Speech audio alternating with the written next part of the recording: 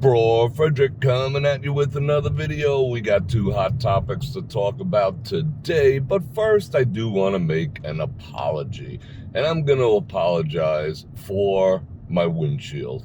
It is impossible in this weather in Las Vegas to keep a windshield totally streak-free. I cleaned it like 5 times. I pulled over once. I did everything I could, but it's so hot.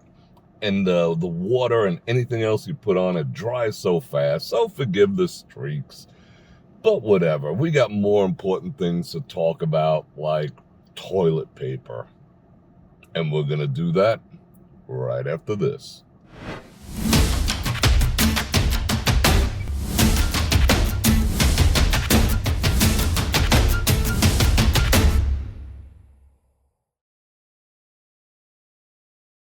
And we're back. Before we talk about toilet paper, which is a hot topic, I got to talk about something that's near and dear to my heart, which is the unhoused situation here in Las Vegas. That's what you're supposed to call it, unhoused. The people are unhoused, and I don't want to get in trouble with YT. So, what is taking place now is there is a proposition to give teeth to the ban on street camping that's been in effect since 2020. If you go downtown, you used to see it during the live streams, there are signs all over the place that says no camping on the streets. Camping, aka sleeping on the streets, because some people don't have any other choice than to sleep under streetlights for some measure or degree of safety for themselves or whatever the case may be. Now they're proposing that it's not just going to be a fine, it will actually lead to arresting people. Now the ACLU is up in arms. Before it used to be citations, being asked to move, if you were belligerent, possibly arrest, depending on the officer involved. However, now they're saying that it is going, if this proposal goes through, they're giving people who are sleeping in the streets here in Las Vegas, and there are literally thousands. I do not run through red lights. I always have to look in my rearview mirror because this asshole is about to frickin' rear end me, expecting me to go through the light. So that's the danger of not breaking traffic laws, being rear-ended. Anyway. So now they're saying, come forward, and if you refuse to come forward, it will lead to your arrest. So basically, they'll put these people in jail, which will effectively mean they'll lose all their possessions and their freedom, but they'll get 3 squares on a cot. What a train wreck. I mean, there's got to be something we can do. Now, I've always said, you see different versions of unhoused people. You see Gen 1, where they're still dragging around their belongings, hoping to find a way out. Gen 2, they've just sort of had to leave their stuff behind, or it got stolen by other unhoused people. And Gen 3 is where they just give up and they call street home. So this might appeal to a lot of Gen 1. Now, the old ordinance about not camp, it's not old. It's been in effect, like I said, since 2020. The existing ordinance states that your choice is go to a shelter. If there's no room in the shelter, we're really not going to bust your balls. But a lot of people do in this situation do not want to go to a shelter. I get it, because, you know, there's controls. And if you've been on the street long enough, I hate to say it, but people become rather feral when it comes to things. They don't want to be housed. Think of a cat and trying to put it back in a box. I mean, it's the same thing. Don't get all twisted and butthurt. I'm not comparing people to animals. It's just the nature of species in general. When they have freedom and they're roaming the street, it's very hard to put them back into society. We all know that. So, getting arrested for camping on the streets is, do I agree with it? No.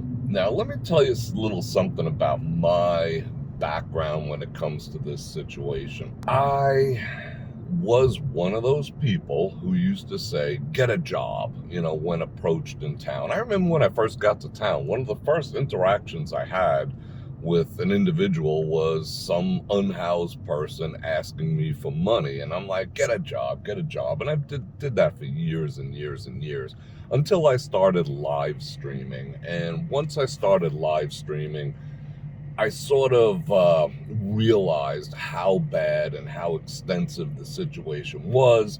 I've spoken to these people. I've spoken to them live. I found out a couple of misconceptions. I found out that a lot of, street pharmaceutical use takes place after being unhoused, not before, which kind of surprised me. And I sort of gained a compassion for these people on the street, which is something that was outside of my previous character. And I even started a Help the Homeless program. Viewers, some of you who are watching right now, helped me. I've been distributing goods, and to this day I still distribute goods, and people ask me, do you still do the Help the Homeless program? Yes, I do, in my local areas, and we'll talk about that in a second. However, I was told by the city leaders that I should be doing it through a legitimate source, which kind of pissed me the absolute F off, that I shouldn't be taking it upon myself in a grassroots level and joining up with, some agency or whatever and let them do all the outreach. And I'm like, no, I'm good. I just want to keep doing what I'm doing. Each one reach one, and they seem to have a problem with it. They never tried to stop me, and they still don't try to stop me. They can't do that. But anyway, I found compassion for these people. I've got to know a lot of them, and I used to do a lot of live streaming on the Strip, and you'd see me interacting and giving out things and socks and occasionally food and what have you.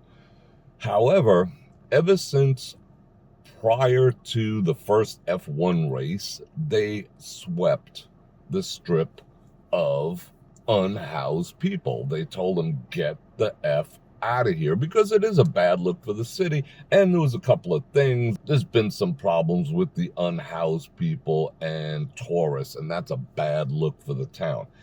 Anyhow, they swept them off the Strip, and you know where they put them?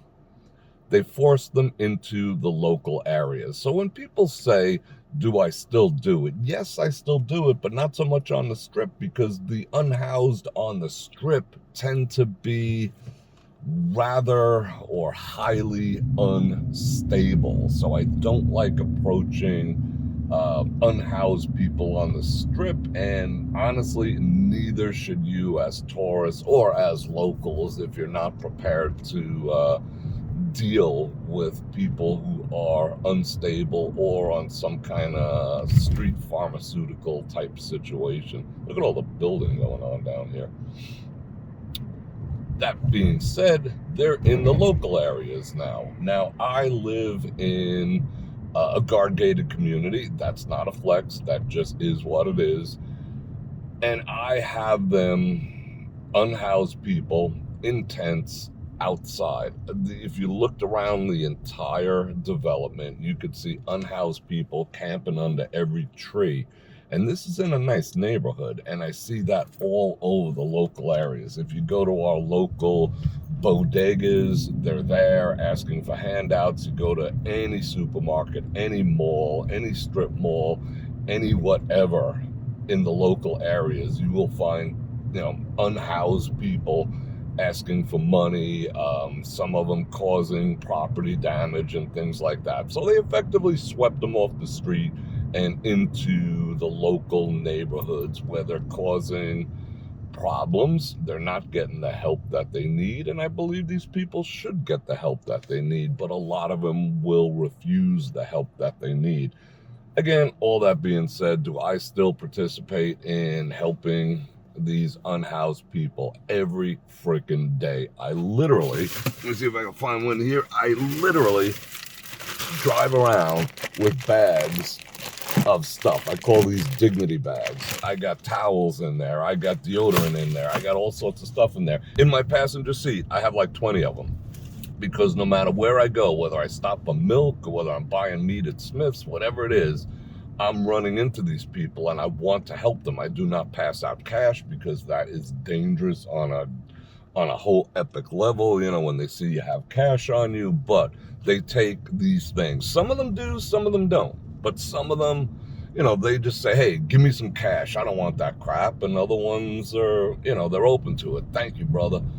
Okay, that's not a brag. I think we should all be doing that. We should all be driving around with something to help our fellow man. We should, again, it was not me for years and years. I had the whole get a job, get a life, you know, leave me alone, blah, blah, blah, blah, blah, until I actually understood that. I wouldn't say understood, but it finally smacked me in the face that these are people's sons, daughters, fathers, mothers, brothers, sisters, grandparents. And I started to do something about it. And to this day, it absolutely breaks my heart that in this great nation of ours, we have an unhoused situation. It's absolutely disgraceful as we help the world, but we can't help ourselves. You know, we've given so much away that we can't point any of it internally.